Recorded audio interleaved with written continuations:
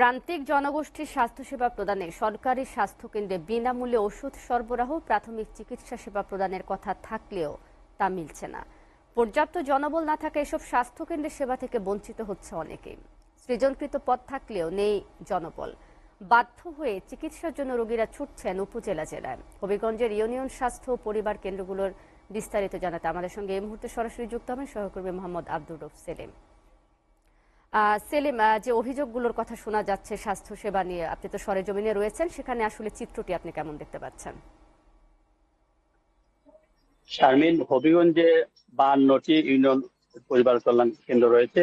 এর মধ্যে প্রতিটি কেন্দ্রে উপসহকারী মেডিকেল অফিসার সহ 6 জন করে লোক থাকার কথা, কিন্তু অধিকাংশ কেন্দ্রেই তা নেই।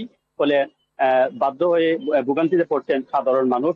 প্রতিটি কেন্দ্রে কোনো কেন্দ্রে 1জন অথবা 2জন করে স্বাস্থ্যসেবা দিয়ে যাচ্ছেন। এতে করে জনবল না থাকায় ভোগান্তিতে পড়ছেন সাধারণ মানুষ। বাধ্য হয়ে তারা উপজেলা কিংবা জেলা পর্যায়ে যে হসপিটালে তারা যেতে হচ্ছে। জেলা কার্যালয়ের তথ্য অনুযায়ী 52টি কেন্দ্রের মধ্যে 377টি পদ রয়েছে, তার মধ্যে 218টি পদে শূন্য রয়েছে। বাকি যেগুলো রয়েছে তাও আবার কর্মকর্তারা উপজেলা কিংবা জেলা পর্যায়ে অতিরিক্ত দায়িত্ব নিয়ে কাজ করছেন। ফলে যে প্রান্তিক যে জনগোষ্ঠী রয়েছে তাদের যে চিকিৎসা সেবা সেটি সঠিকভাবে হচ্ছে না। আমি এ বিষয়ে জেলা পর্যায়ের কর্মকর্তার সাথে কথা বলি।